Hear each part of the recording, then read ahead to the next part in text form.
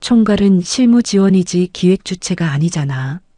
누구 이름이 올라가든 상관없는 거 아냐? 6개월간 전국 매장 47곳을 직접 돌며 만든 기획안이었습니다. 그런데 발표 자료 표지에는 자기 이름 대신 상무와 그 조카의 이름만 적혀 있었습니다.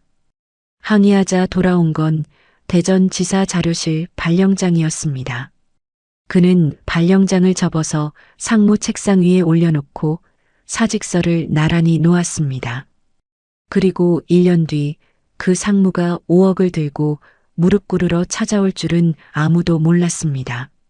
하물며 7년간 숨겨온 9억 2천만 원의 비밀까지 들통날 줄은. 사연 시작 전에 구독과 좋아요를 눌러주시고 어디에서 듣고 계신지 댓글 남겨주시면 그곳으로 건강과 행복이 가득하길 기원하겠습니다. 태성에드 본사 12층 대회의실. 오후 2시 월간 전략 보고회가 시작되기 10분 전이었다. 오지훈은 회의실 구석에 서서 발표 자료를 마지막으로 넘기고 있었는데 손가락 끝에 힘이 들어가지 않았다. 6개월이었다. 전국 한마트 매장 47곳을 직접 돌며 소비자 동선을 관찰하고 지역별 매출 패턴을 분석하고 매장 점장들의 목소리를 하나하나 기록하며 만든 기획안이었다. 광고 기획 총괄로서 이 정도 기획안을 내놓는 건 처음이라고 스스로도 생각할 만큼 모든 것을 쏟아부은 작업이었다.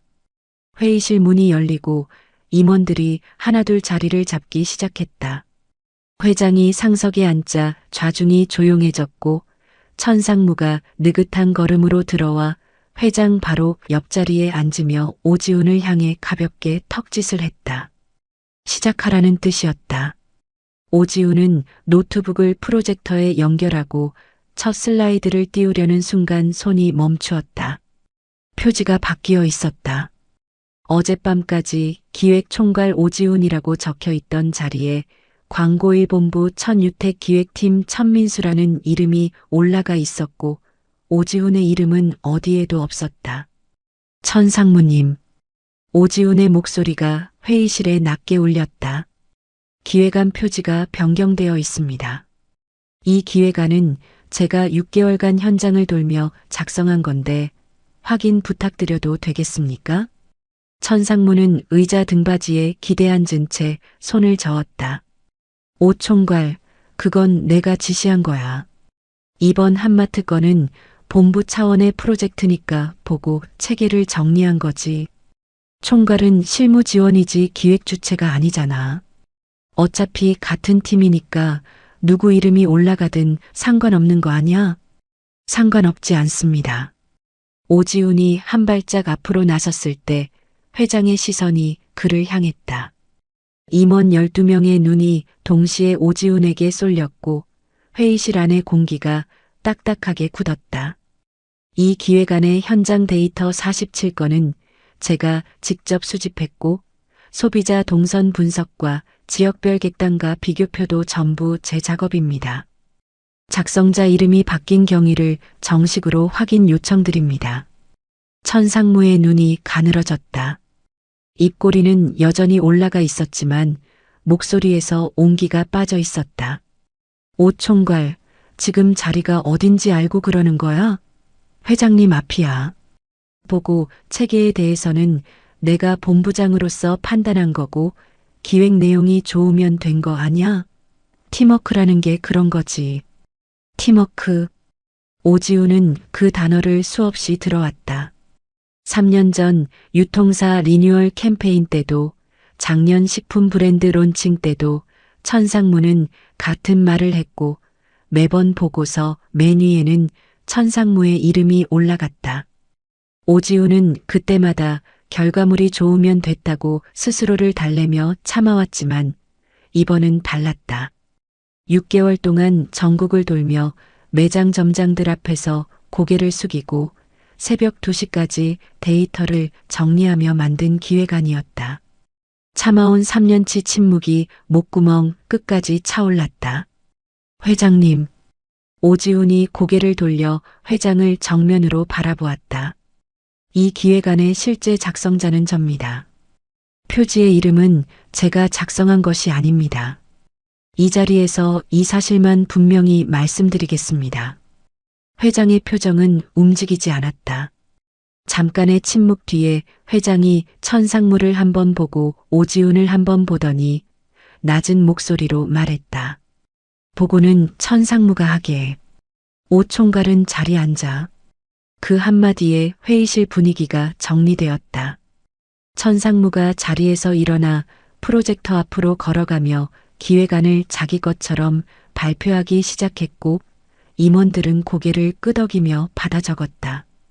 오지훈은 회의실 맨 뒷줄 의자에 앉아 자신이 6개월간 만든 기획안이 남의 입에서 흘러나오는 것을 지켜보았다. 천상무가 발표 중간에 이 소비자 동선 분석은 저희 본부에서 직접 현장을 돌며 수집한 겁니다라고 말하는 순간 오지훈의 손이 무릎 위에서 주먹으로 쥐어졌다가 천천히 펴졌다. 더 이상 이 자리에서 할 수 있는 일은 없었다. 회의가 끝나고 임원들이 하나둘 빠져나간 뒤 오지훈은 자리에서 일어나 복도로 나왔다. 천상무가 뒤에서 불렀다. 오 총괄 잠깐. 오지훈이 돌아서자 천상무가 팔짱을 끼고 서 있었다. 아까 회의실에서의 여유로운 표정은 사라지고 입 주변 근육이 딱딱하게 굳어 있었다. 오 총괄, 아까 회장님 앞에서 그런 식으로 나오는 건 아니지 않아? 내가 참아준 거야. 다음에 저런 일 또 벌어지면 나도 가만히 못 있어. 오지훈은 아무 말 없이 천상무의 얼굴을 바라보았다. 천상무는 그 침묵이 불편했는지 목소리를 낮추며 한마디를 더 던졌다. 그리고 하나 더. 내일 인사팀에서 연락할 거야. 대전지사 자료관리팀으로 발령이나. 총괄 직책은 해제고. 오 총괄 정도 경력이면 자료관리도 잘하겠지. 현장을 좋아하니까 딱 맞을 거야. 대전지사 자료관리팀. 광고 현장에 최전선을 뛰어온 사람에게 지방지사에서 옛날 자료를 정리하라는 발령이었다. 천상무가 돌아서서 복도 끝으로 걸어가는 뒷모습을 오지훈은 가만히 지켜보았다. 발소리가 멀어질 때까지 그 자리에 서 있었다. 다음 날 아침 오지훈의 책상 위에 발령장이 놓여 있었다. 대전지사 자료관리팀 전보 발령. 발령일 2월 1일. 주변 직원들이 고개를 돌리거나 시선을 피했고 몇몇은 안타까운 표정을 지으면서도 아무 말을 하지 못했다. 이 회사에서 천상무에게 찍히면 어떻게 되는지 모두가 알고 있었기 때문이다. 오지훈은 발령장을 들어 천천히 읽었다. 한 번 더 읽었다. 그리고 발령장을 반으로 접어 양복 안주머니에 넣고 자리에서 일어났다. 그는 천상무의 사무실 앞에 섰다. 문을 노크하지 않고 열었다. 천상무가 커피를 마시다가 고개를 들었고 오지훈은 안주머니에서 접어둔 발령장을 꺼내 천상무의 책상 위에 조용히 올려놓았다. 이건 뭐야? 발령장입니다. 그리고 이건 사직서입니다. 오지훈은 미리 써온 사직서를 발령장 옆에 나란히 놓았다. 천상무의 눈이 커졌다가 이내 비웃음이 번졌다. 아, 오 총괄이 자존심이 그렇게 세? 이 바닥에 있으면서 이 정도는 넘길 줄 알아야지. 나이 56에 이 바닥에서 오 총괄 이름 석자 다시 쓸 수 있을 것 같아? 내가 업계에 어떻게 말하고 다닐지 그건 오 총괄이 알아서 생각해봐. 오지훈은 대답하지 않았다. 이미 할 말은 사직서 한 장에 다 적었고 천상무에게 더 들려줄 말은 남아있지 않았다. 고개 한번 숙이지 않고 사무실을 나온 오지훈은 자기 자리로 돌아와 짐을 쌌다. 종이 박스 하나면 충분했다. 오랫동안 다닌 회사에서 모은 개인 물건이라고는 볼펜 몇 자루와 머그컵 하나가 전부였고 그마저도 박스 가닥을 채우지 못했다. 엘리베이터를 기다리는 동안 아무도 다가오지 않았다. 1층 로비를 지나 정문을 나설 때 경비원 아저씨만이 오 총괄님 수고하셨습니다라고 인사했다. 오지우는 고개를 숙여 인사를 받고 건물 밖으로 나왔다. 5월 오후에 햇살이 눈부셨지만 따뜻하지는 않았다. 종이 박스를 양손에 든 채 주차장으로 걸어가면서 오지우는 한 번도 뒤를 돌아보지 않았다. 차 트렁크에 박스를 싣고 운전석에 앉아 시동을 걸었을 때 정미라한테 문자 메시지가 하나 왔다. 총괄님 소식 들었습니다. 죄송합니다. 아무 말도 못해서 죄송합니다. 오지우는 답장을 보내지 않았다. 지금 무슨 말을 해도 위로가 되지 않을 것이고 정미라에게 짐을 지울 필요도 없었다. 차를 몰고 회사를 빠져나오는데 백미러의 태성에드 건물이 점점 작아졌다. 오지우는 백미러에서 눈을 떼고 전방을 바라보았다. 천상무가 가져간 것은 기획안의 표지와 발표 기회였다. 그러나 가져갈 수 없는 것이 있었다. 전국 광고주 담당자 380명의 현장 피드백, 47개 매장의 소비자 동선 패턴, 지역별 객단가 차이의 원인 분석, 그리고 오랜 세월 광고 현장을 걸으며 체득한 감각. 그 모든 것은 기획서 어디에도 적혀 있지 않았고 오직 오지훈의 머릿속에만 존재하는 것들이었다. 수원 방면으로 향하는 고속도로에 차를 올리며 오지훈은 조수석 위에 종이 박스를 한번 내려다보았다.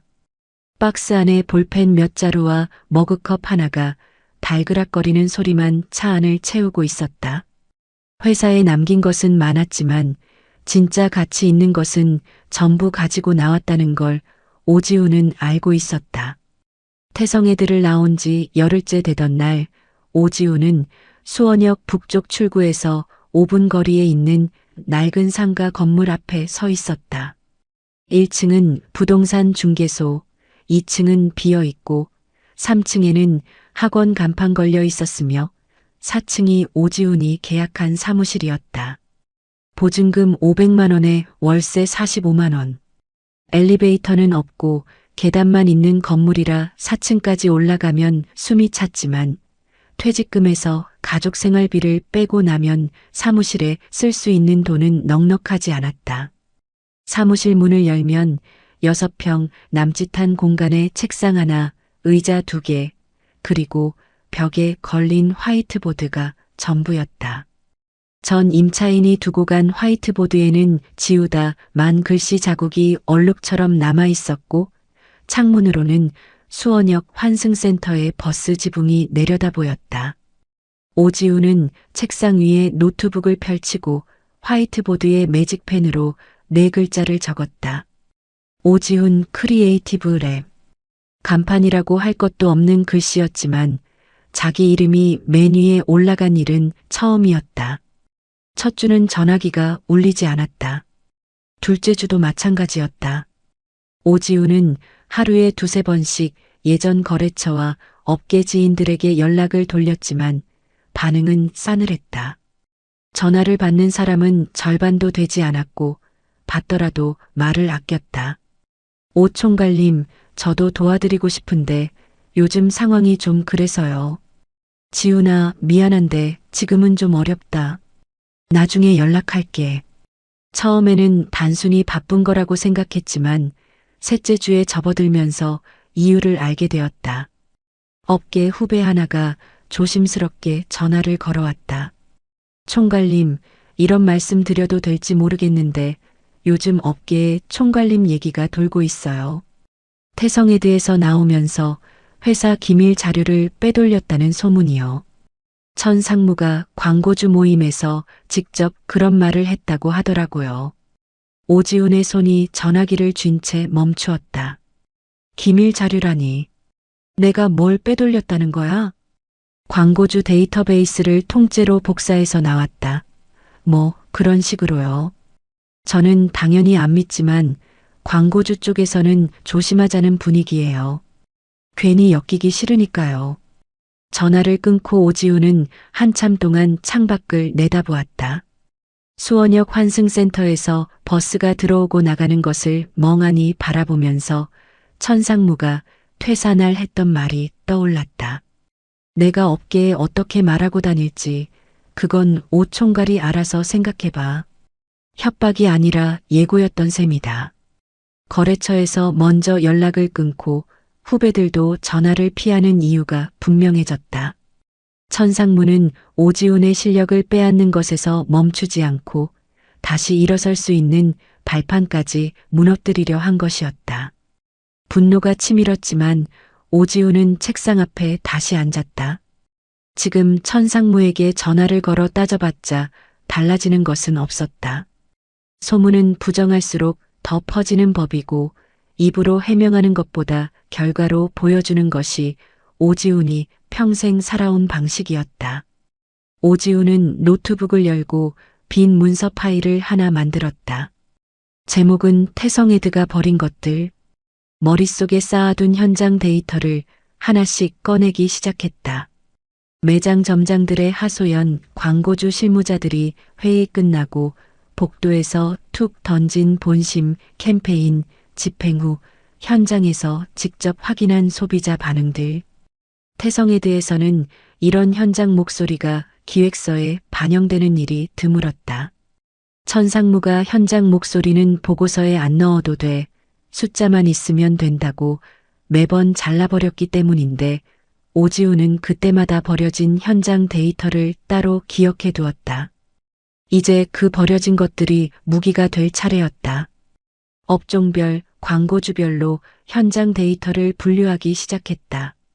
식품업종 광고주 12곳의 현장 불만 리스트, 유통업종 8곳의 매장 직원 피드백, 화장품 업종 5곳의 소비자 반응 데이터, 하나하나 파일로 옮기고 각 광고주가 가장 아파하는 지점을 짚어내는 분석 리포트를 만들었다. 이 리포트가 완성되면 태성에드의 가장 큰 약점이 드러나게 되어 있었다. 현장을 모르는 기획, 광고주의 진짜 목소리를 듣지 않는 전략. 천상무가 오지훈을 내보내면서 스스로 만든 구멍이었다. 리포트 정리가 절반쯤 진행되었을 때 핸드폰에 문자가 떴다. 천상무였다. 선배, 자존심 버리고 돌아오면 자리 하나 만들어줄게. 계약직이지만. 오지훈은 그 문자를 읽고 화면을 껐다.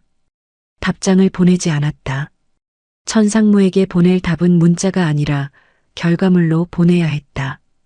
대신 오지훈은 연락처를 뒤져 다른 번호를 찾았다.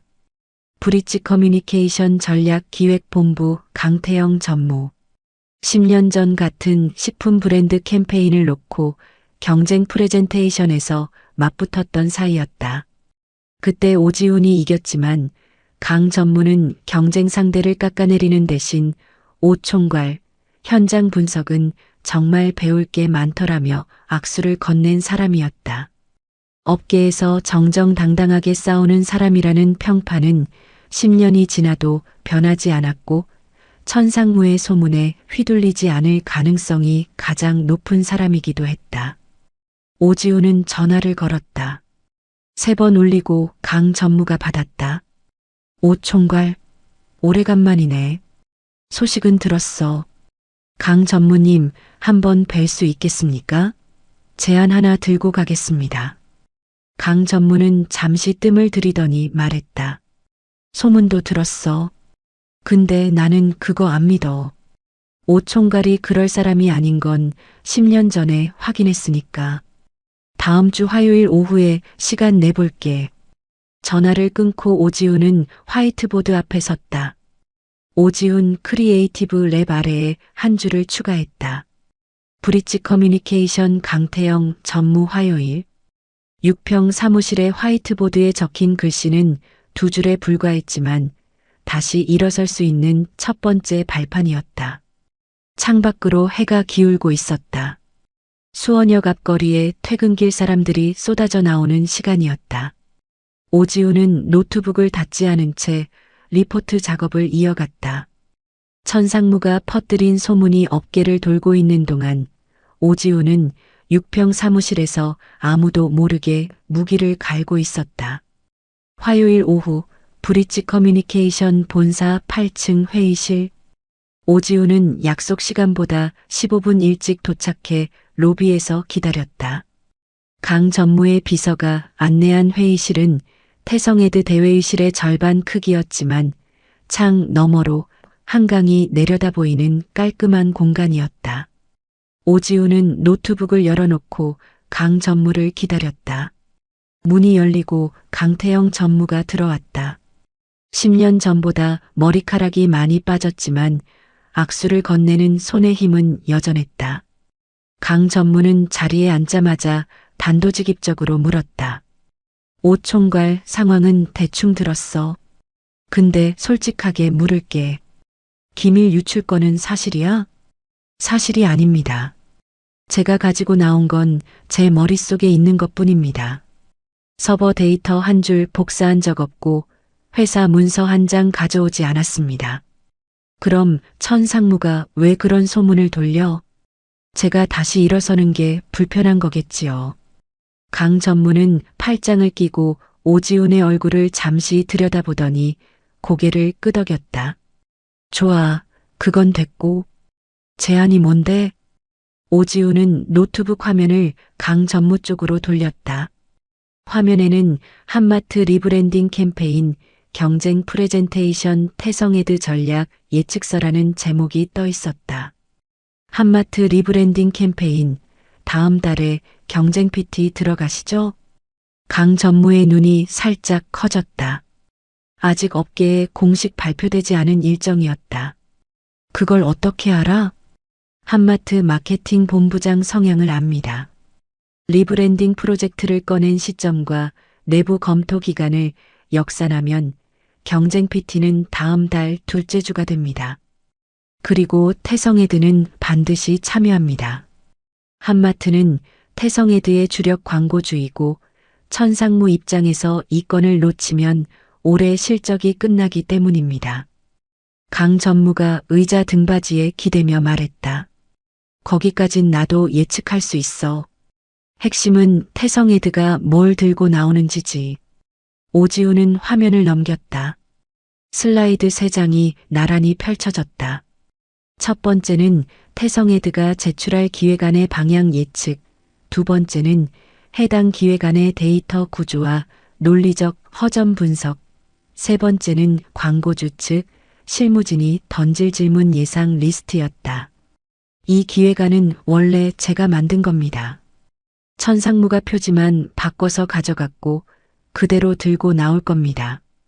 기획안의 뼈대는 탄탄하지만 현장 데이터의 맥락을 모르면 실무 질문에서 반드시 막히게 되어 있습니다. 강 전무가 화면을 가리켰다. 여기 세 번째 슬라이드. 광고주 질문 예상 리스트가 꽤 구체적인데? 오지훈이 고개를 끄덕였다. 한마트 마케팅 본부장은 데이터를 볼 때 항상 수도권과 지방을 나눠서 묻습니다. 그 사람 습관입니다. 이번 기획안에서 47개 매장 소비자 동선 데이터를 보면 수도권 매장과 지방 매장의 객단가 차이가 30% 이상 벌어집니다. 하나의 리브랜딩 전략으로 이걸 어떻게 묶을 거냐는 질문이 반드시 나옵니다. 그런데 그 차이가 왜 생기는지, 지역별로 소비자 구매 패턴이 어떻게 다른지는 기획서에 적혀 있지 않습니다. 왜? 제가 안 적었으니까요. 그건 제가 매장을 직접 돌면서 점장들한테 들은 이야기로만 파악한 겁니다. 수도권 매장은 장보기 목적 고객이 73% 이상이지만 지방 매장은 주말 가족 나들이 겸 방문하는 비율이 40%를 넘습니다. 소비 목적이 다르니 객단가가 다른 건 당연한데 이걸 숫자로만 보면 왜 차이가 나는지 설명을 못합니다. 천상무는 이 맥락을 모릅니다. 강 전무가 손가락으로 턱을 짚으며 말했다. 그래서 브릿지한테 이 약점을 공략하는 전략을 짜주겠다는 거야? 맞습니다. 태성헤드가 막히는 지점을 브릿지가 선제 공략하는 전략을 설계해 드리겠습니다. 한마트 측이 질문을 던지기 전에 먼저 답을 제시하는 겁니다. 수도권과 지방의 소비자 구매 목적 차이를 분석하고 지역별로 차별화된 리브랜딩 전략을 하나의 브랜드 아이덴티티 안에서 묶어내는 기획안을 만들겠습니다. 강 전무는 잠시 침묵했다. 오지훈의 분석이 정확하다면 태성헤드를 꺾을 수 있는 결정적 무기가 되지만 한편으로는 의문도 남아 있었다. 조건은? 착수금은 영원입니다. 강 전무의 눈썹이 올라갔다. 영원?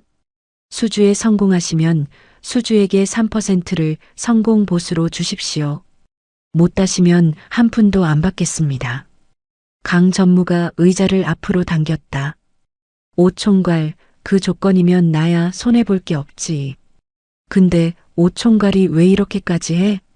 태성헤드한테 복수하려는 거야? 오지훈은 고개를 저었다. 복수가 아닙니다. 제 이름으로 된 일을 하고 싶은 겁니다. 그리고 그러려면 실적이 필요합니다. 제가 지금 가진 건 경험과 감각뿐이고 이 바닥에서 그걸 증명할 기회가 필요합니다. 강 전무님은 제가 아는 사람 중에 소문에 휘둘리지 않고 결과로 판단하는 분이십니다. 그래서 제일 먼저 찾아온 겁니다. 강 전무는 오지훈의 얼굴을 한참 바라보다가 손을 내밀었다. 좋아. 해보자. 악수를 나누며 강 전무가 피식 웃었다. 근데 이제 오 총괄이라고 부르면 안 되겠네. 오 대표? 오 사장? 오지훈이 짧게 대답했다. 그냥 기존에 부르시던 대로 해주십시오. 악수를 나누고 오지훈이 회의실을 나서려는데 강 전무가 뒤에서 한마디를 덧붙였다. 오 총괄 한 가지만 더. 이거 못 따면 나도 올해 실적이 빡빡해. 장난 아닌 거 알지? 알겠습니다. 현장 한 번 더 다녀오겠습니다. 오지훈은 브릿지 커뮤니케이션을 나와 곧장 수원으로 돌아오지 않았다. 그 발로 한마트 본사가 있는 성남으로 향했다. 광고주를 직접 만나러 가는 것이 아니었다. 한마트 본사 앞 사거리에 있는 한마트 직영 매장에 들어가 2시간 동안 매장을 돌았다. 소비자 동선이 바뀌었는지, 진열 방식이 달라졌는지, 매장 직원들의 표정은 어떤지를 직접 눈으로 확인했다. 기획안에 쓸 데이터는 이미 머릿속에 있었지만 현장의 온도를 몸으로 확인하지 않으면 전략에 빈틈이 생긴다는 것을 오지훈은 오랜 경험으로 알고 있었기 때문이다. 경쟁 프레젠테이션 당일, 태성헤드와 브릿지 커뮤니케이션을 포함해 총 3곳의 광고 기획사가 한마트 본사 회의실에 모였다. 발표 순서는 태성헤드가 첫 번째, 브릿지가 세 번째였다. 천상무가 발표대에 섰다. 양복은 빈틈없이 다려져 있었고 목소리에는 자신감이 넘쳤다. 프로젝터에 기획안이 띄워지는 순간 오지훈이 만든 바로 그 기획안이 고스란히 화면에 올라왔다. 천상무는 오지훈의 기획안을 마치 자기가 만든 것처럼 유창하게 읽어나갔다. 데이터 인용도 정확했고 슬라이드 구성도 깔끔했다. 발표만 놓고 보면 나무랄 데가 없었다. 문제는 질의응답이었다. 한마트 마케팅 본부장이 손을 들었다. 오지훈이 예측한 바로 그 질문이었다. 천상무님, 47개 매장 동선 데이터를 보면 수도권 매장과 지방 매장의 객단가 차이가 상당한데요. 이 차이의 원인을 어떻게 분석하셨습니까? 하나의 리브랜딩 전략으로 이 격차를 어떻게 해소할 계획인지 구체적으로 설명해 주시죠. 천상무의 시선이 잠깐 옆으로 흔들렸다. 옆에 앉아있던 천민수가 노트북을 급하게 뒤적이는 소리가 들렸다. 그 부분은 저희가 데이터를 추가 분석 중에 있고 큰 틀에서 말씀드리면 통합 브랜드 아이덴티티를 통해 마케팅 본부장의 표정이 미세하게 굳었다. 추가 분석 중이라는 말은 이 자리에서 가장 듣기 싫은 답변이었다. 85억짜리 캠페인의 핵심 질문에 아직 분석 중이라니 회의실 안의 공기가 차가워졌다. 수도권 매장과 지방 매장의 고객 방문 목적이 다르다는 점은 파악하고 계신 거죠? 이 부분이 리브랜딩 전략의 출발점이 되어야 하는데 기획 안에는 객단가 차이 수치만 있고 원인 분석이 빠져 있네요. 천상무가 입을 열었다가 다시 닫았다. 천민수는 고개를 숙인 채 노트북 화면만 보고 있었다. 그 데이터를 직접 수집한 사람은 이 자리에 없었고 기획서 어디에도 적혀 있지 않은 맥락을 천상무가 알 리 없었다. 세 번째 순서로 브릿지 커뮤니케이션이 발표대에 섰다. 발표를 맡은 강 전무는 첫 슬라이드부터 수도권과 지방 매장의 소비자 방문 목적 비교 분석표를 띄웠다. 오지훈이 설계한 전략 그대로였다. 한마트 매장을 방문하는 고객의 목적은 지역에 따라 뚜렷하게 다릅니다. 수도권은 목적형 장보기 고객이 73%를 차지하고 지방은 주말 가족 단위 방문이 42%입니다. 이 차이를 무시한 리브랜딩은 어느 쪽도 만족시키지 못합니다. 저희는 이 차이를 인정하면서도 하나의 브랜드 메시지로 묶어내는 듀얼 포지셔닝 전략을 제안합니다. 마케팅 본부장이 고개를 끄덕이며 질문했다. 수도권 73%, 지방 42%라는 수치의 근거는 뭡니까? 강 전무가 다음 슬라이드를 넘겼다. 매장별 고객 체류 시간 분석, 구매 품목 카테고리 비교, 주중 대비 주말 매출 비중 차이가 한눈에 정리되어 있었다. 오지훈이 현장에서 직접 확인하고 분석한 데이터를 강 전무의 발표 스타일에 맞게 재구성한 것이었다. 이 데이터는 실제 매장 현장에서 소비자 행동을 관찰하고 매장 운영 담당자들의 현장 의견을 취합하여 도출한 결과입니다. 질의응답이 끝나고 한마트 측 임원들이 퇴장한 뒤 강 전무가 복도에서 오지훈에게 전화를 걸었다. 오 총괄, 분위기 좋아. 본부장 표정이 우리 쪽에서 확 바뀌더라. 3일 후 브릿지 커뮤니케이션에 한마트로부터 수주 확정 통보가 왔다. 85억 리브랜딩 캠페인이었다. 강 전무는 그날 저녁 오지훈에게 전화를 걸어 한마디만 했다. 오 총괄, 약속대로 수주액의 3%. 계좌 알려줘. 2억 5,500만 원. 태성에드에서 광고 기획 총괄로 일하며 받던 연봉의 3배가 넘는 금액이 단 한 건의 컨설팅으로 오지훈의 통장에 찍혔다. 수원역 앞 6평 사무실에서 혼자 리포트를 만들던 그 시간이 숫자로 증명된 순간이었다. 같은 시각 태성에드 본사에서는 천상무가 회장실로 불려 들어가고 있었다. 한마트 수주 실패 소식은 이미 사내에 퍼져 있었고 회장의 목소리가 복도까지 들렸다는 이야기가 직원들 사이에서 돌았다. 한마트는 태성에드의 최대 광고주였고 리브랜딩 캠페인까지 빼앗겼다는 것은 단순한 수주 실패가 아니라 광고주 이탈의 신호탄이나 다름없었다. 천상무는 회장실에서 나와 자기 사무실 문을 닫고 한참 동안 나오지 않았다. 그리고 그날 밤 업계에 하나의 소문이 더 추가되었다. 한마트 건에서 브릿지 커뮤니케이션의 전략을 설계한 사람이 오지훈이라는 이야기였다. 천상무가 퍼뜨린 기밀 유출 소문이 채 식기도 전에 오지훈의 이름이 다시 업계에서 오르내리기 시작했다. 이번에는 전혀 다른 맥락으로 한마트 수주 소식이 업계에 퍼지는 데는 일주일도 걸리지 않았다. 광고업계는 좁았고 85억짜리 리브랜딩 캠페인의 주인이 바뀌었다는 소식은 광고주 모임과 대행사 실무자들 사이에서 빠르게 돌았다.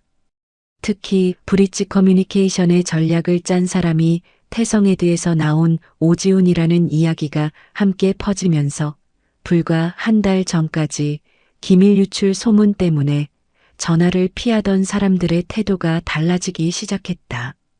첫 번째 연락은 식품 브랜드 대한제과의 마케팅 팀장에게서 왔다. 대한제과는 태성에드의 3년째 시즌 캠페인을 맡기고 있었지만 매번 불만이 쌓여있던 광고주였다.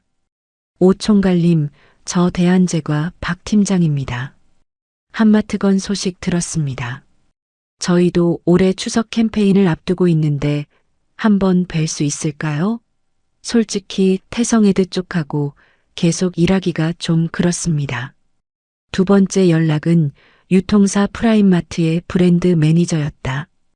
프라임마트는 PB 상품 라인을 리뉴얼하려는 참이었는데 태성에드의 자문을 구했다가 현장 감각 없는 기획안만 받고 실망한 상태였다. 오 총괄님 이름은 예전부터 들었습니다. 태성에드 시절에도 실무 쪽에서는 오 총괄이 직접 한 것만 괜찮다는 말이 있었거든요. PB 리브랜딩 건으로 상담 가능하신지요? 세 번째는 중견 화장품 회사 아리솔의 대표가 직접 전화를 걸어왔다. 아리솔은 오프라인 매장 중심의 사업 구조를 온라인으로 전환하려는 중이었는데 기존에 맡기던 대행사가 디지털 전환 전략에서 빈약한 결과물만 내놓고 있었다. 오 총괄, 저는 아리솔 김 대표입니다. 다짜고짜 전화드려서 실례인 줄 알지만 저희가 지금 온라인 전환 캠페인을 급하게 추진해야 하는 상황입니다. 현장을 아는 분이 설계해 주셔야 한다는 이야기를 여러 곳에서 들었습니다. 6평 사무실 전화기가 울리지 않던 시절이 불과 한 달 전이었다. 오지우는 밀려드는 연락을 정리하면서 한 가지 원칙을 세웠다. 한 분기에 3건, 그 이상은 받지 않기로 했다. 강 전무가 축하 겸 저녁을 사겠다며 만난 자리에서 그 이야기를 듣고는 고개를 갸웃했다. 오 총괄, 지금 의뢰가 쏟아지는데 왜 3건만 받아? 사람 더 뽑아서 규모 키울 생각은 없어? 오지우는 소주잔을 내려놓으며 대답했다. 제가 현장을 직접 못 밟는 일은 안 합니다. 3건이면 한 분기 동안 제가 직접 매장을 돌고 광고주 실무진을 만나고 데이터를 확인할 수 있는 최대치입니다. 사건부터는 어딘가에서 제 눈이 닿지 않는 부분이 생기고 그러면 태성에드랑 다를 게 없어집니다. 강 전무가 웃으며 말했다. 그 고집이 오 총괄 값어치인 거지 뭐. 대한제과 추석 캠페인은 오지훈이 직접 전국 주요 대형마트 8곳의 추석 선물 세트 매대를 돌면서 시작되었다. 매대 위치, 경쟁사 진열 방식, 소비자 체류 시간을 직접 확인하고 매장 담당자들의 이야기를 들었다. 대한제과 박 팀장은 오지훈이 보내온 현장 분석 리포트를 보고 전화를 걸어왔다. 총괄님, 저희 내부 마케팅팀이 반년 동안 못 뽑은 데이터를 2주 만에 정리하셨네요. 이런 거였습니다. 저희가 원한 게. 프라임마트 PB 리브랜딩은 오지훈이 프라임마트 매장 직원들과 직접 대화하면서 방향이 잡혔다. 매장 직원들이 공통적으로 꺼낸 불만은 PB 상품 패키지가 너무 싸 보여서 손님들이 안 집어든다는 것이었고 오지훈은 이 현장 목소리를 리브랜딩 전략의 핵심 축으로 잡았다. 프라임마트 브랜드 매니저는 기획안을 받아들고 현장에서 시작한 전략은 처음 본다고 했다. 아리솔 온라인 전환 캠페인은 셋 중에 가장 까다로웠다. 오프라인에서 20년 넘게 장사해온 화장품 회사가 온라인으로 넘어가려면 기존 고객층의 반발을 최소화하면서 새로운 고객층을 끌어들여야 했는데 오지훈은 아리솔 오프라인 매장 5곳을 직접 방문해 기존 고객들의 구매 습관과 브랜드에 대한 인식을 확인한 뒤에야 전략을 잡기 시작했다. 김 대표는 오지훈의 작업 방식을 지켜보며 우리 회사 직원들보다 우리 고객을 더 잘 아는 것 같다고 혀를 내둘렀다. 3건의 컨설팅이 마무리될 무렵 오지훈의 첫해 매출이 정산되었다. 한마트건 성공 보수 2억 5,500만 원의 대한제과, 프라임마트, 아리솔 3건의 컨설팅 수수료를 합산하면 총 12억. 태성헤드 시절 연봉 7,800만 원의 15배라는 숫자가 통장에 찍혀 있었지만 오지훈에게 그보다 의미 있는 것은 4건 모두 자기 이름으로 시작해서 자기 이름으로 끝났다는 사실이었다. 그 사이 태성헤드에서는 균열이 깊어지고 있었다. 한마트를 빼앗긴 뒤 천상무의 압박은 더 거세졌다. 남은 프로젝트의 마감을 앞당기고 야근을 강요하고 실적이 나오지 않으면 회의실에서 고성이 터졌다. 현장을 아는 사람은 점점 줄어드는데 업무량은 늘어나는 악순환이 계속되자 실무진의 이탈이 시작되었다. 먼저 움직인 것은 카피라이터 정미라였다. 오지훈 밑에서 5년간 일하며 카피 실력을 키운 사람이었는데 오지훈이 나간 뒤 정미라가 쓴 카피도 천민수 이름으로 보고서에 올라가기 시작했다.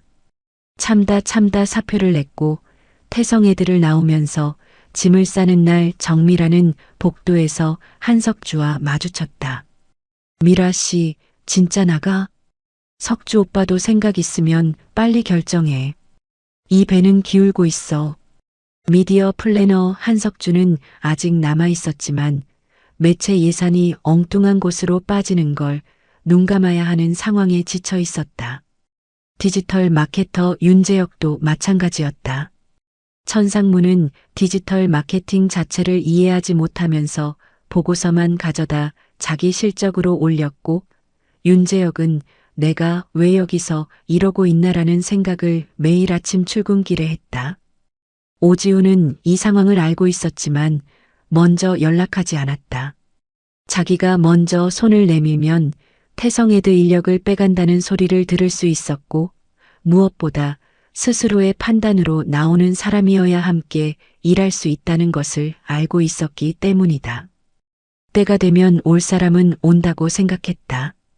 지금은 자기 앞에 놓인 일에 집중할 시간이었다.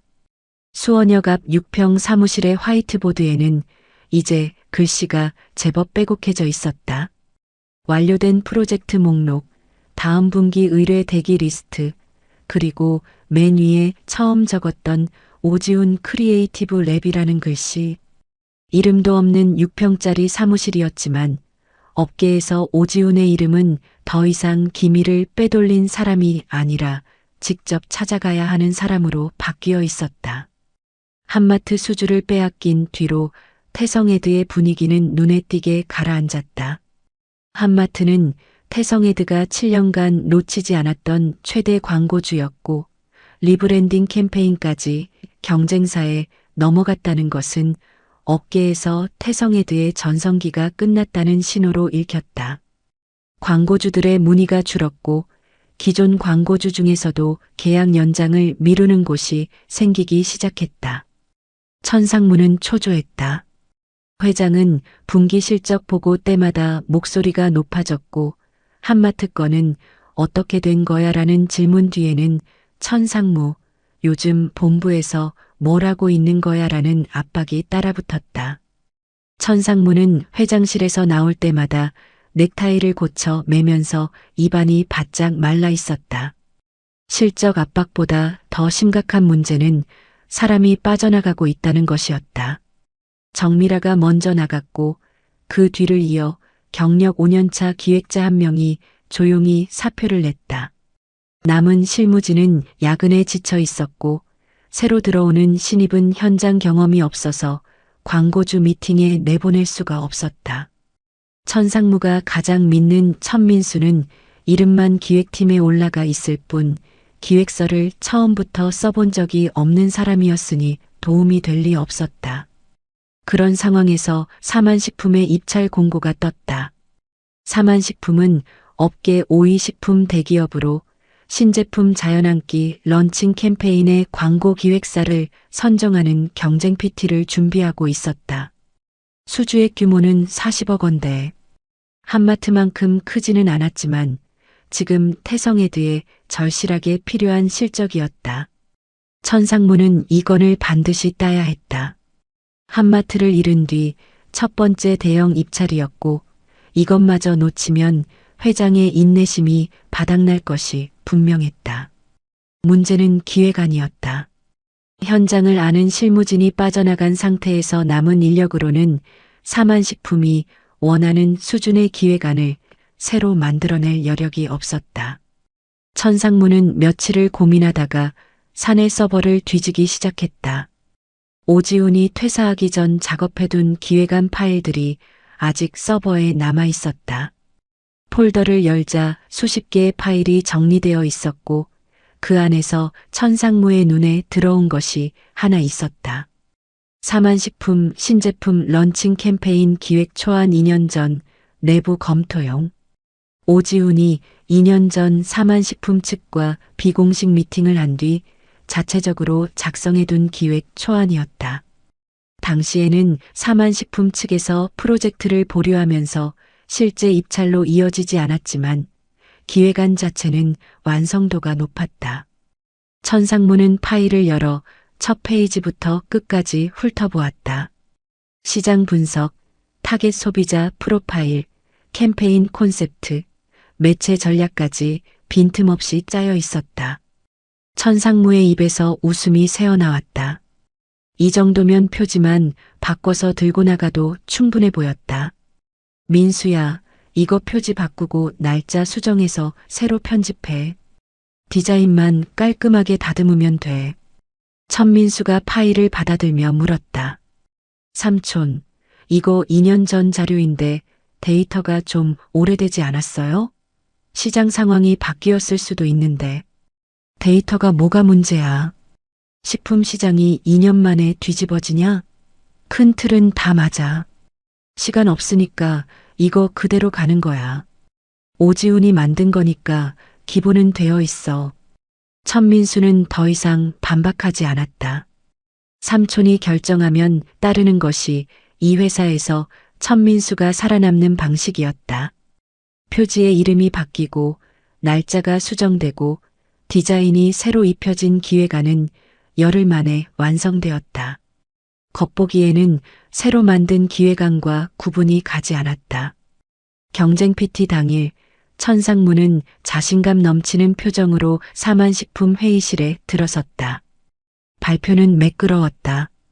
오지훈이 설계한 기획안의 논리 구조가 워낙 탄탄했기 때문에 슬라이드를 읽어나가는 것만으로도 그럴듯하게 들렸다.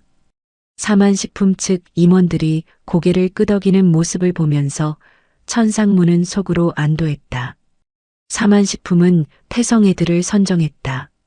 수주 확정 소식이 사내에 퍼지자 위축되어 있던 직원들 사이에서 잠깐이나마 안도의 분위기가 돌았다. 천상무는 회장에게 보고하며 제가 직접 전략을 수립한 건입니다라고 말했고 회장은 그래, 이 정도는 해야지라며 고개를 끄덕였다. 문제는 캠페인 집행이 시작되면서 터졌다. 오지훈의 기획안은 2년 전 시장 데이터를 기반으로 작성된 것이었다. 당시 식품업계의 트렌드는 가성비 중심의 간편식이었고 기획안의 타겟 소비자 프로파일과 캠페인 메시지도 그 방향으로 설계되어 있었다. 그러나 2년 사이 시장은 크게 바뀌어 있었다. 소비자들의 관심은 가성비에서 건강 프리미엄으로 이동했고 간편식 시장에서도 저칼로리, 유기농, 클린 라벨이 핵심 키워드가 되어 있었다. 사만식품의 신제품 자연한끼가 바로 이 트렌드를 겨냥한 프리미엄 간편식이었는데 태성에드의 캠페인은 2년 전 가성비 메시지를 그대로 쏟아내고 있었다. 런칭 첫 주 온라인 반응이 먼저 갈라졌다. SNS에서 자연한끼 광고를 본 소비자들의 댓글이 쌓이기 시작했는데 방향이 좋지 않았다. 프리미엄 제품이라면서 광고는 왜 이렇게 싸구려 느낌이지? 가성비를 강조하는 건지 건강을 강조하는 건지 메시지가 헷갈린다. 경쟁사 제품 광고는 깔끔한데 이건 뭔가 촌스럽다. 런칭 2주차에 접어들면서 상황은 더 나빠졌다. 사만식품 마케팅팀이 자체 집계한 소비자 반응 지수에서 자연한끼 캠페인은 같은 시기 런칭된 경쟁 제품 3개 캠페인 중 최하위를 기록했다. 매장 판매량도 기대치의 60%에 머물렀고 온라인 몰 검색량은 런칭 첫 주 대비 35%나 떨어졌다. 사만식품 마케팅 이사가 천상무에게 전화를 걸었다. 목소리가 차가웠다. 천상무님, 지금 캠페인 성과 보고 있습니까? 런칭 2주 만에 이 수치가 나오면 저희 입장에서는 전략 자체를 재검토해야 합니다. 기획 단계에서 현재 시장 트렌드를 반영하셨다고 했는데 이 캠페인 메시지가 지금 시장이랑 맞습니까? 천상무는 전화를 받으며 등에 식은땀이 흘렀다. 당연히 맞지 않았다. 2년 전 데이터 기반의 기획안을 그대로 가져갔으니 지금 시장과 맞을 리가 없었다.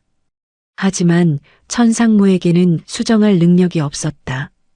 오지훈의 기획안이 왜 그런 방향으로 설계되었는지, 현장 데이터가 어떤 맥락에서 도출된 것인지를 천상무는 전혀 모르고 있었고 기획서 어디에도 적혀 있지 않은 그 맥락은 오지훈의 머릿속에만 있었기 때문이다.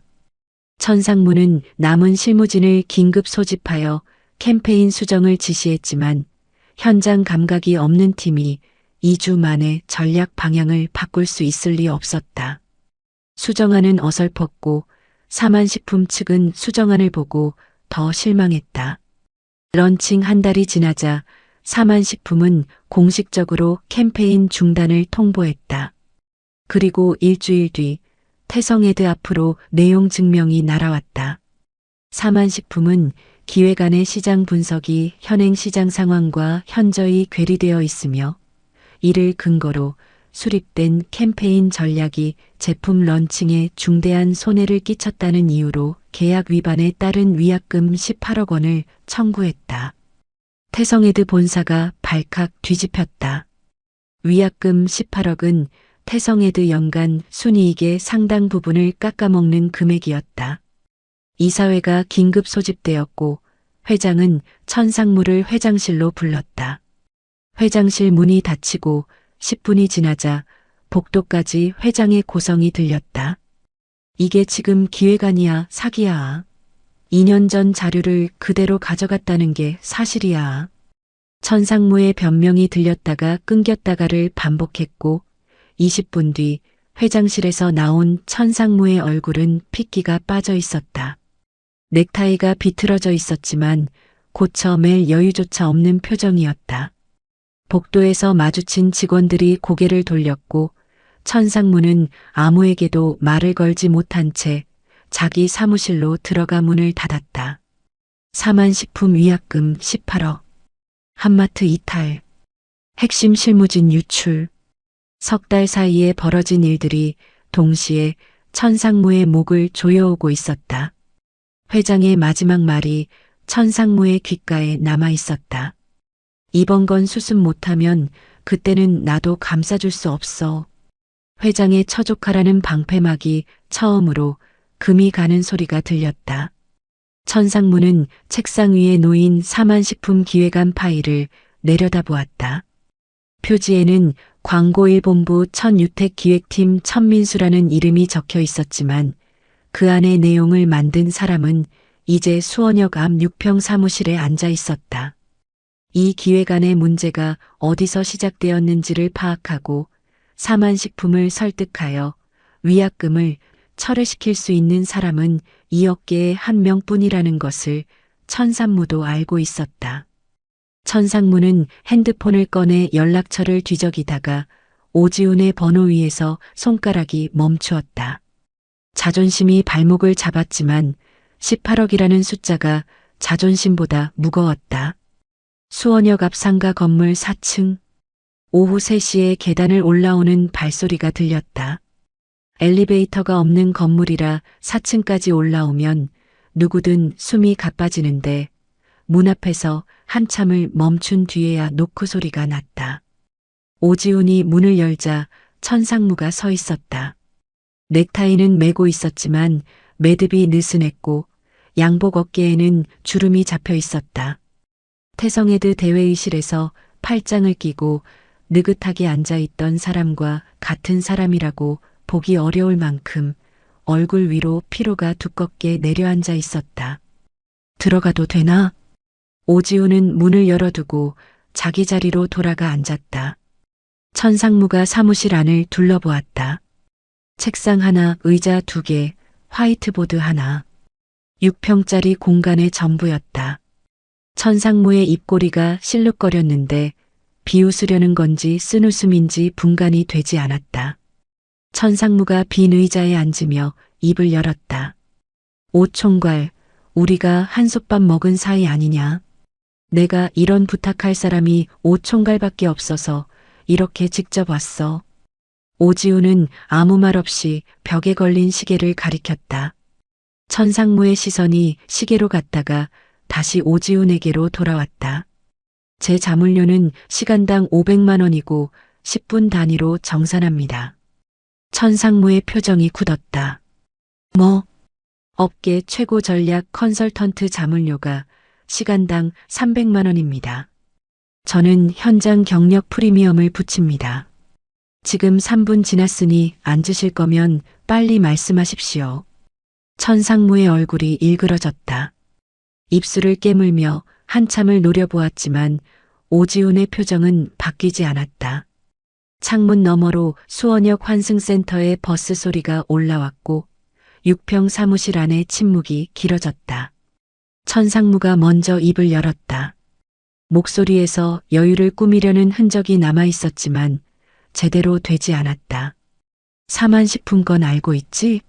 위약금 18억 물게 생겼어. 기획안에 문제가 있었던 거야. 시장 데이터가 안 맞았다나 뭐라나.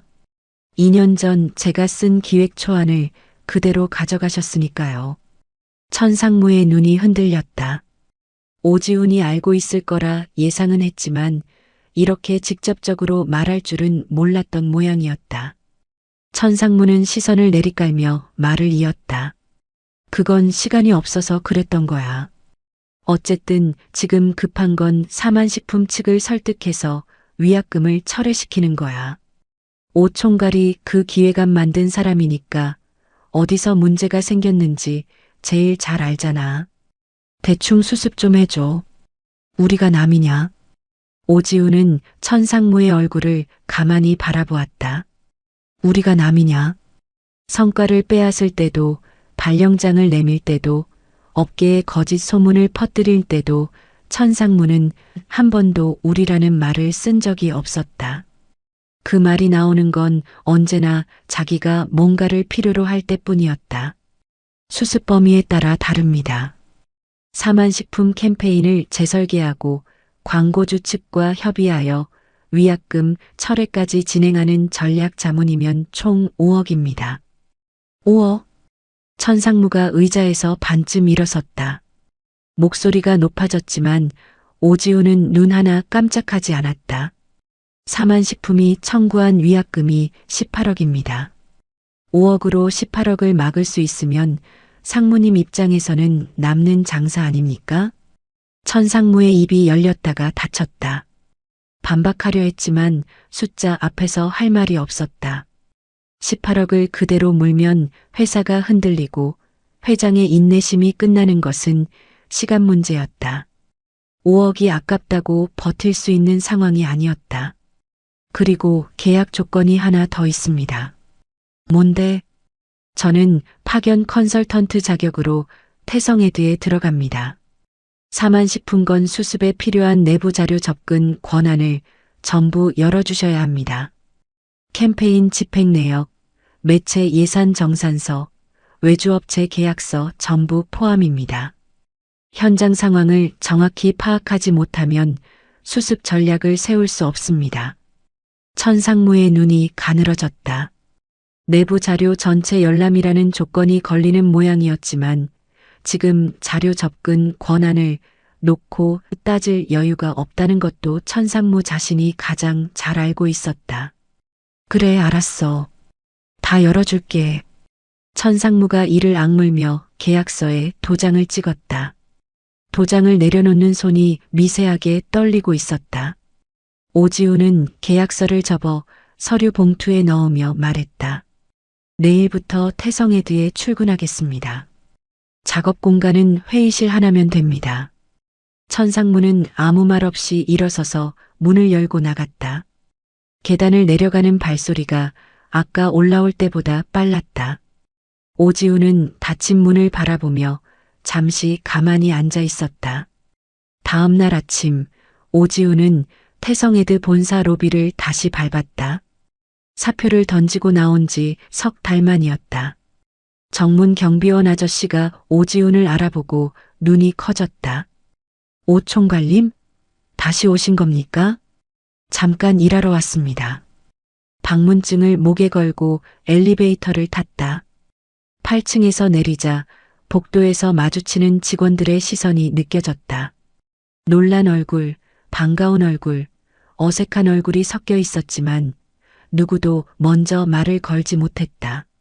천상무가 배정한 소회의실에 짐을 풀고 노트북을 펼친 오지우는 사만식품 캠페인 관련 자료부터 요청했다. 자료가 쏟아지기 시작했다. 캠페인 기획안 원본, 매체 집행보고서, 소비자 반응 분석 데이터, 사만식품 측과 주고받은 회의록. 오지우는 이틀 동안 소회의실에 틀어박혀 자료를 분석하며 캠페인 실패의 원인을 하나하나 짚어나갔다. 문제의 뿌리는 명확했다. 2년 전 기획안은 가성비 중심의 간편식 시장을 전제로 설계되었는데 현재 시장은 건강 프리미엄으로 완전히 이동한 상태였다.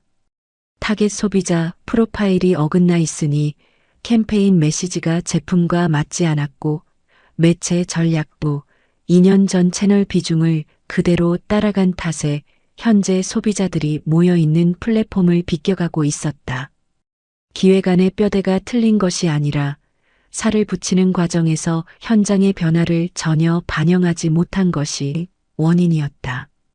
오지우는 사흘째 되는 날부터 사만식품 담당자와의 미팅을 시작했다. 사만식품 마케팅 이사는 처음에 오지훈을 경계했다. 태성에드에서 나간 사람이 다시 태성에드 이름으로 나타났으니 의아해할 만했다. 오 총괄님, 상황이 좀 특이하네요. 나가신 분이 다시 수습하러 오시다니. 특이한 상황인 건 맞습니다. 하지만 이 캠페인의 원래 설계자가 접니다. 문제가 어디서 시작되었는지 제가 가장 정확히 알고 있고 가장 빠르게 수정할 수 있습니다. 오지우는 사만식품 마케팅 이사 앞에 수정 전략안을 펼쳐놓았다. 가성비 메시지를 전면 폐기하고 자연 한 끼의 프리미엄 건강식 포지셔닝에 맞는 새로운 캠페인 콘셉트를 제시했다. 타겟 소비자를 3040대 건강 관심 소비자로 재설정하고 매체 전략도 SNS 중심의 콘텐츠 마케팅으로 전환하는 안이었다. 여기에 오지훈이 직접 대형마트 3곳과 온라인 식품 플랫폼 2곳을 돌며 확인한 최신 소비자 반응 데이터가 광고로 붙어 있었다. 사만식품 마케팅 이사가 수정안을 넘기며 고개를 끄덕였다. 이걸 처음부터 이렇게 했으면 됐을 텐데. 3주간의 작업 끝에 수정 캠페인이 집행되었고 소비자 반응은 눈에 띄게 달라졌다. 런칭 첫 달 대비 온라인 검색량이 120% 증가했고 매장 판매량도 기대치를 회복하기 시작했다. 사만식품 측은 위약금 18억 청구를 공식 철회했다. 그리고 한 발 더 나아갔다. 사만식품 마케팅 이사가 오지훈에게 별도로 연락을 해왔다. 오 총괄님, 후속 캠페인 거는 태성에드가 아니라 총괄님께 직접 맡기고 싶습니다. 가능하십니까? 천상무는 5억을 지불하고 위약금 18억을 막았지만 사만식품이라는 광고주 자체를 오지훈에게 빼앗긴 셈이었다. 구해달라고 불러놓은 사람이 광고주까지 가져간 꼴이니 천상무의 입장에서는 속이 뒤집어질 일이었다. 그러나 따질 수 있는 처지가 아니었다. 오지훈이 아니었으면 18억을 그대로 물었을 테니까. 오지훈은 파견 기간 동안 사만식품 자료 외에도 태성에드 내부 시스템에서 눈에 띄는 것을 발견했다. 사만식품 캠페인의 매체 예산 정산서를 확인하는 과정에서 관련 없는 외주비 정산 내역이 눈에 들어온 것이었다. 존재하지 않는 외주업체 이름이 반복적으로 등장하고 있었고 정산 승인자는 모두 동일한 사람이었다. 천유택. 오지훈은 그 내역을 화면에서 확인하고 잠시 멈추었다. 지금 당장 파고들 일은 아니었다. 사만식품건 수습이 먼저였고 계약 범위를 벗어나는 조사를 파견 기간 중에 하는 것은 적절하지 않았다. 하지만 그 숫자들이 오지훈의 머릿속에 남았다. 유령 외주업체, 반복되는 정산, 동일한 승인자. 우연으로 보기에는 패턴이 너무 뚜렷했다.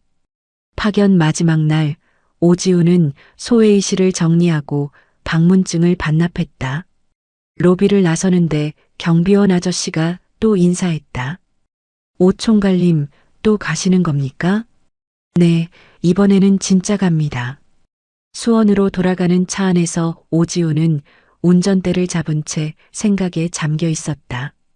외주비 정산 내역의 숫자들이 머릿속에서 정리되고 있었다. 아직은 확신할 수 없었지만 확인할 방법은 있었다. 태성에드 안에 아직 남아있는 사람들 중에 그 숫자의 실체를 알고 있는 사람이 반드시 있을 터였다. 태성에드에서 돌아온 뒤 오지훈은 일주일 동안 아무에게도 연락하지 않았다. 6평 사무실에 앉아 다음 분기 컨설팅 의뢰를 정리하면서도 머릿속 한쪽에서는 파견 기간 중 본 외주비 정산 내역의 숫자들이 계속 돌아가고 있었다. 유령 외주업체 이름 4곳. 정산 금액은 건당 3천만 원에서 5천만 원 사이. 승인자는 전부 천유택. 정산 주기는 2달에 한 번꼴로 반복되고 있었고 가장 오래된 거는 7년 전까지 거슬러 올라가는 것으로 보였다.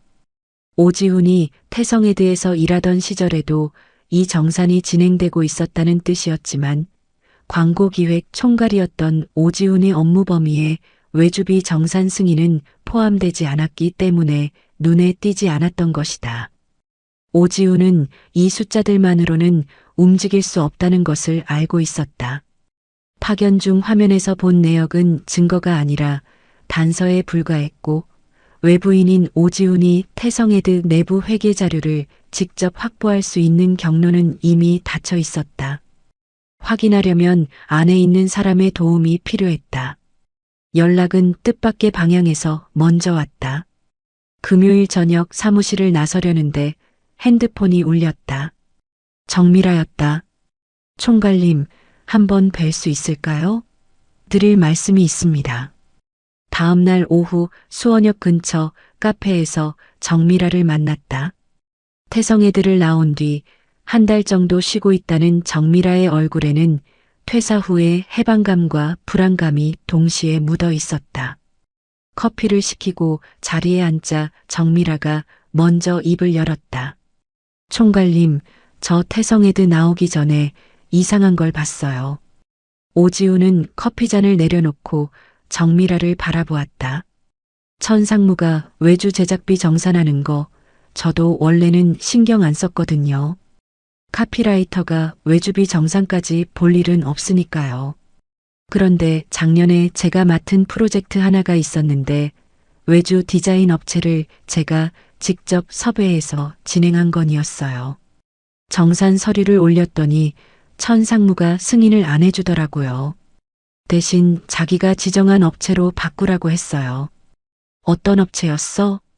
CMB 크리에이티브라는 곳이었는데 저는 처음 듣는 이름이었어요. 업계에서 한 번도 본 적 없는 곳이고 포트폴리오도 없었어요. 그런데 천상무가 무조건 그 업체로 하라고 해서 시키는 대로 했거든요. 근데 이상한 게 디자인 결과물이 안 오는 거예요. 안 왔어? 네. 납품 기한이 지나도 아무것도 안 오길래 천상무한테 물었더니 내가 직접 받아서 처리했으니까 신경 쓰지 말라고 하더라고요. 그리고 정산은 이미 끝나 있었어요. 3,500만 원. 결과물은 없는데 돈은 나간 거예요. 오지훈의 눈이 좁아졌다. CMB 크리에이티브. 파견 기간 중 정산 내역에서 반복적으로 등장하던 유령 외주업체 4곳 중 하나였다. 그때는 그냥 넘어갔어요. 괜히 건드렸다가 찍힐까봐. 근데 태성에드 나오고 나서 생각해 보니까 그게 한 번이 아니었던 것 같아요. 천상무가 지정하는 외주업체가 항상 있었고 그 업체들은 실물을 본 사람이 아무도 없었어요. 정미라가 가방에서 USB 하나를 꺼내 테이블 위에 놓았다. 퇴사하기 전에 제가 관여한 프로젝트 정산 서류를 정리하다가 이상한 외주업체 내역만 따로 모아뒀어요.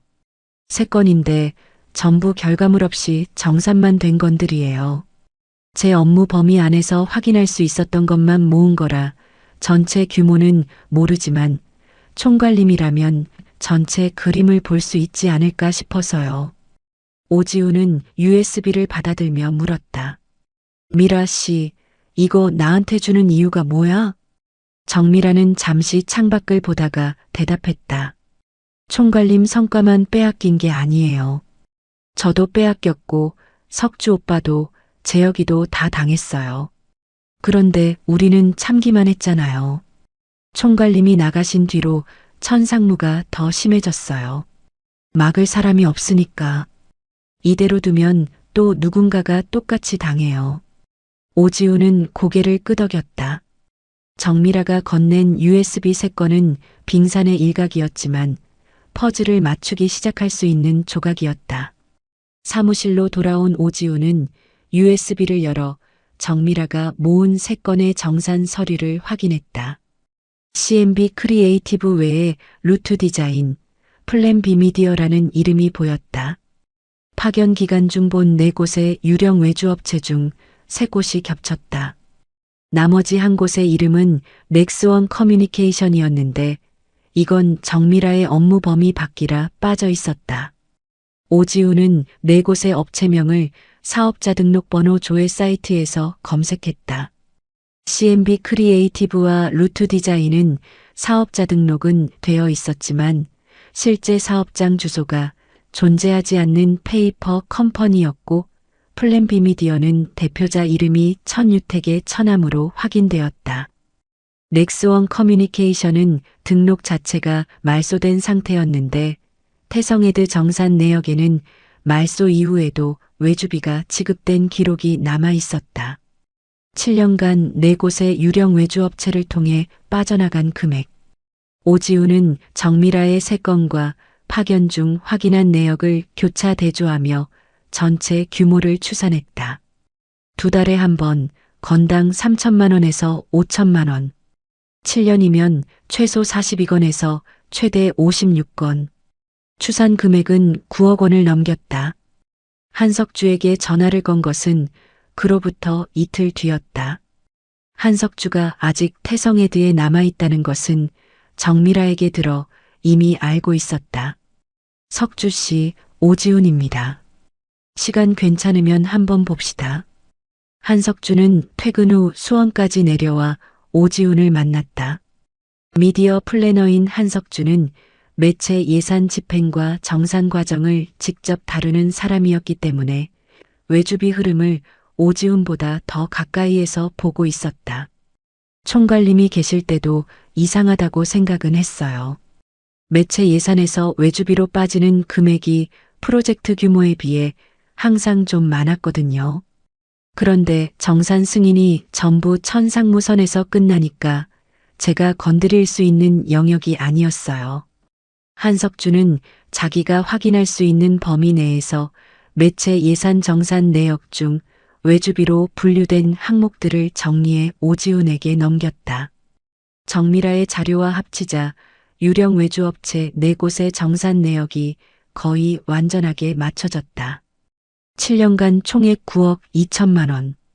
그리고 한석주가 한 가지를 더 알려주었다. 총괄님, 천민수 허위 실적건도 아시죠? 천민수 이름으로 올라간 기획안이 23건인데 그 중에 천민수가 직접 작성한 건 하나도 없어요. 전부 실무자들이 쓴 거예요. 저도 2건 썼고 미라 씨도 3건 이상 쓴 걸로 알고 있어요. 나머지는 퇴사한 사람들 포함해서 최소 7명이 피해를 봤어요. 오지훈은 모든 자료를 하나의 파일로 정리하기 시작했다. 유령 외주업체 4곳의 사업자 정보, 정산 내역 전체, 천민수 명의의 허위 실적 보고서 23건 목록, 그리고 성과를 가로챈 피해 직원 7명의 명단. 정미라와 한석주를 통해 피해 직원들에게 연락이 닿았고 7명 중 5명이 진술서를 작성하겠다고 응했다. 나머지 2명은 현재 다른 회사에 재직 중이라 조심스러워했지만 익명 처리를 조건으로 내용 확인에 동의했다. 자료 정리가 끝난 날 오지훈은 한 가지를 더 준비했다. 천상무가 오지훈 퇴사 직후 업계에 유포한 기밀 유출 허위 소문에 대한 명예훼손 내용 증명이었다. 광고주 모임에서 직접 발언했다는 증언을 확보해둔 상태였고 이로 인해 오지훈이 사업 초기에 입은 실질적 피해, 거래처 연락 두절, 의뢰 지연을 구체적으로 정리한 문서였다. 오지훈은 태성에드 이사회 의장 앞으로 공식 서한을 작성했다. 서한에는 3가지가 첨부되어 있었다. 첫째, 천유택 상무의 허위 외주비 공금 유용 내역 9억 2천만 원의 증빙 자료. 둘째, 천민수의 허위 실적 보고서 23건 목록과 피해 직원 7명의 진술서. 셋째, 천유택 상무가 유포한 허위 소문에 대한 명예훼손 내용 증명 사본. 서한을 봉투에 넣고 봉인하기 전에 오지훈은 잠시 멈추었다. 이 봉투가 열리면 천상무의 커리어는 끝나게 된다. 해고는 물론이고 민사배상까지 지게 될 것이다. 오지훈이 이 일을 시작한 것은 복수심 때문이 아니었다. 파견 기간 중 우연히 발견한 숫자에서 시작되었고 정미라와 한석주의 제보로 실체가 드러난 것이었다. 그러나 이 자료를 정리하면서 오지훈의 머릿속에 계속 떠오른 것은 숫자가 아니라 사람이었다. 성과를 빼앗기고도 참았던 7명의 직원들, 허위 소문 때문에 전화를 끊어야 했던 거래처들, 그리고 태성에드라는 회사 안에서 지금도 같은 일이 반복되고 있다는 사실. 오지훈은 봉투를 봉인하고 택배를 붙였다. 3일 뒤 태성에드 이사회 긴급회의가 소집되었다.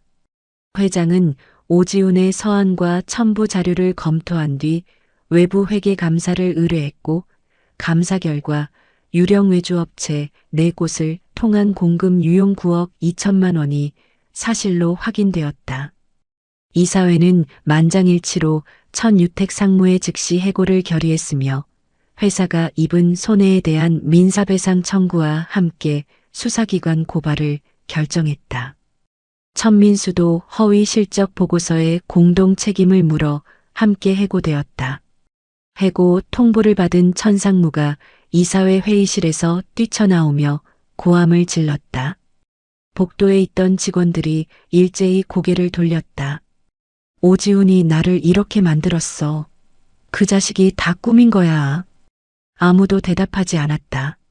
천상무의 고함이 복도에 울리는 동안 직원들은 시선을 피하거나 자리로 돌아갔다. 7년간 성과를 빼앗기고 소문에 시달리고 억울함을 삼켜온 사람들이었지만 천상무의 몰락 앞에서 환호하는 사람은 없었다. 다만 오래 참아온 긴장이 풀리는 듯한 침묵이 복도를 채웠다. 천상무가 짐을 싸서 나가는 날 오지훈에게 전화가 걸려왔다. 천상무였다. 오지훈, 이게 네가 원한 거야? 나를 이렇게 끌어내리는 게?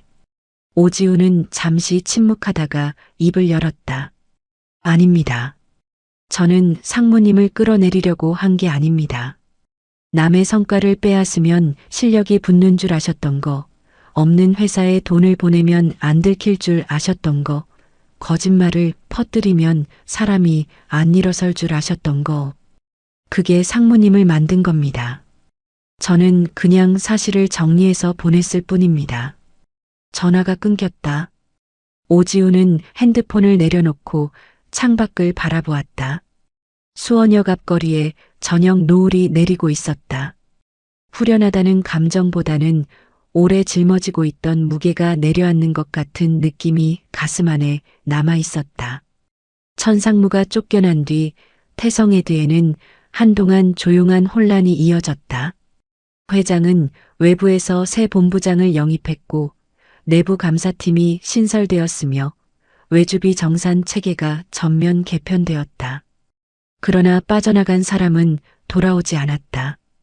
태성에드의 실력 있는 실무진은 이미 떠났거나 떠날 준비를 하고 있었고 회사가 정상화되기까지는 오랜 시간이 필요해 보였다. 오지훈에게 가장 먼저 연락한 것은 정미라였다. 천상무 해고 소식이 전해진 다음 주 정미라가 수원 사무실로 찾아왔다. 총괄님, 저같이 일하면 안 될까요? 오지훈은 예상하지 못한 타이밍은 아니었지만 바로 대답하지 않았다. 미라 씨, 여기 6평이야. 월급을 줄 수 있을지도 아직 장담 못해. 정미라가 웃었다. 태성에드 다닌 5년 동안 한 번도 본 적 없는 편한 웃음이었다. 총괄님, 저 태성에드에서 마지막 1년은 월급 받으면서 울었어요. 여기서는 적게 받아도 안 올 것 같아요. 정미라가 꾸벅 고개를 숙이며 말했다. 잘 부탁드립니다. 총괄님 아니고 이제 대표님이라고 불러야겠네요. 한석주는 그로부터 2주 뒤에 태성에드에 사표를 내고 왔다. 사만식품 사태 수습 과정에서 오지훈의 작업 방식을 가까이에서 지켜본 뒤로 마음이 이미 정해져 있었다고 했다. 총괄님, 저는 매체 예산이 엉뚱한 데로 빠지는 걸 눈 감으면서 일하는 게 더 이상 안 되겠더라고요. 여기서 제대로 된 매체 전략을 짜고 싶습니다. 윤재혁이 마지막이었다. 한석주가 떠난 다음 날 사표를 냈고 일주일 뒤 수원 사무실에 나타났다. 가장 젊었지만 표정이 가장 지쳐 있었다. 총괄님, 솔직히 말씀드리면 저는 복순이, 정인이 그런 거 아닙니다. 그냥 제 이름으로 된 일을 하고 싶어서 왔습니다. 저도 이제 대표님이라고 불러야 할 것 같은데 아직 좀 어색하네요. 오지훈은 그 말을 듣고 잠깐 웃었다. 자기가 태성에드를 나올 때 품었던 마음과 똑같은 말이었기 때문이다. 넷이 모인 첫날 6평 사무실은 비좁았다. 책상을 하나 더 들이면 사람이 지나다닐 수 없었고 화이트보드 앞에 4사람이 서면 어깨가 부딪혔다. 오지훈은 그 주에 수원역 인근 오피스 건물 한 층을 계약했다. 방 3개에 회의실 하나. 6평에서 시작한 것을 생각하면 넓었지만 광고 기획사라고 부르기에는 여전히 소박한 공간이었다. 이사하는 날 정미라가 화이트보드를 들고 새 사무실로 옮기려 하자 오지훈이 말렸다.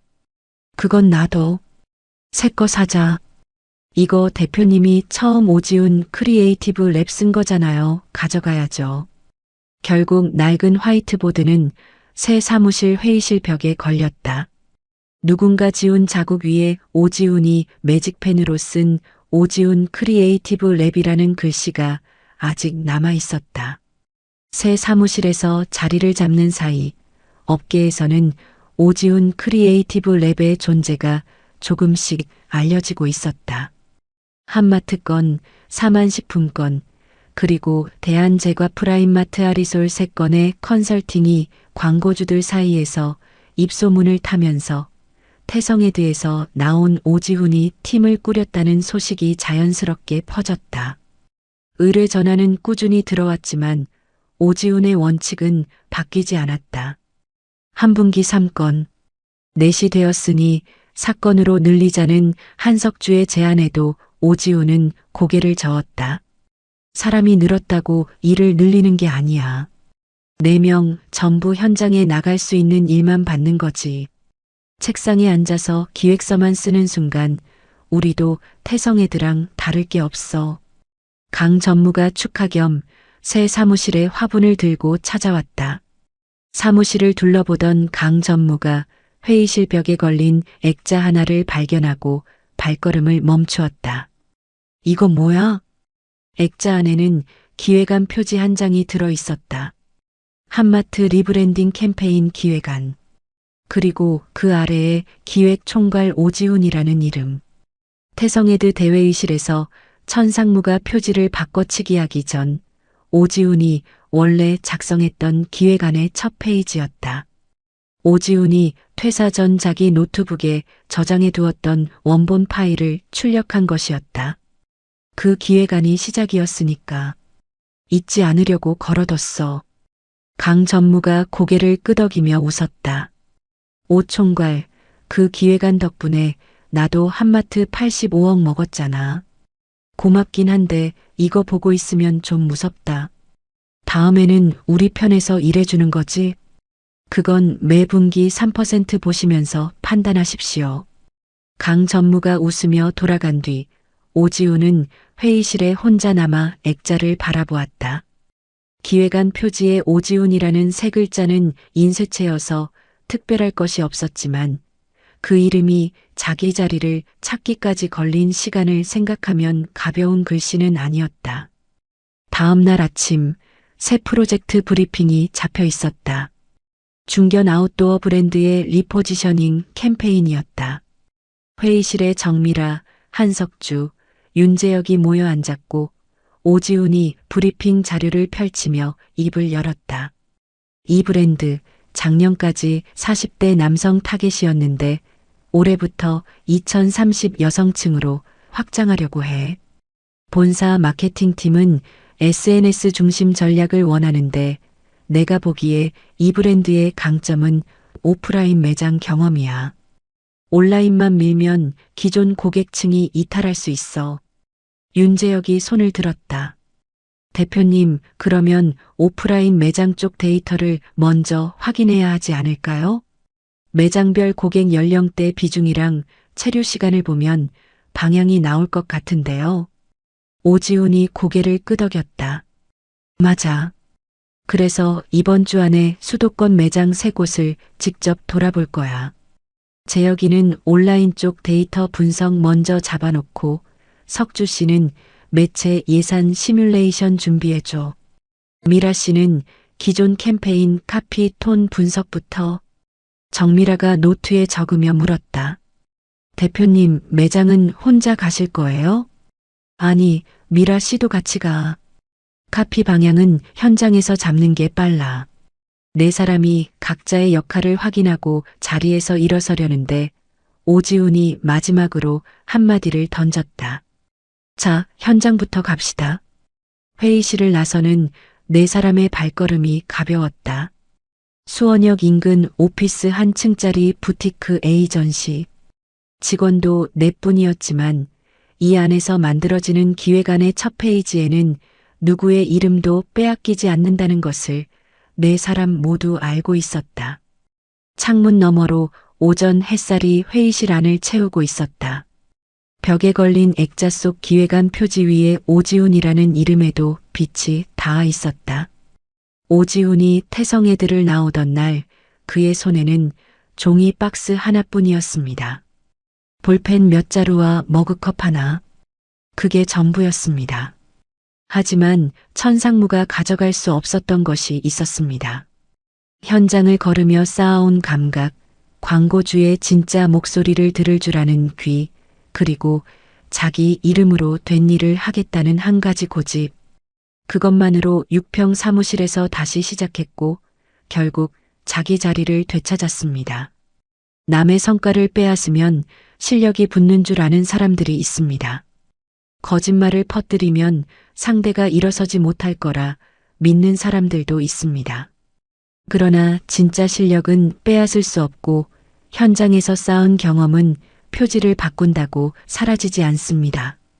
오지훈이 증명한 것은 거창한 복수가 아니었습니다. 자기 이름 석자의 무게를 스스로 지킬 수 있다는 것, 그것 하나였습니다. 이야기를 끝까지 들어주신 분이 계시다면 잘 들었다고 댓글 하나만 남겨주세요. 구독과 좋아요 부탁드립니다. 감사합니다.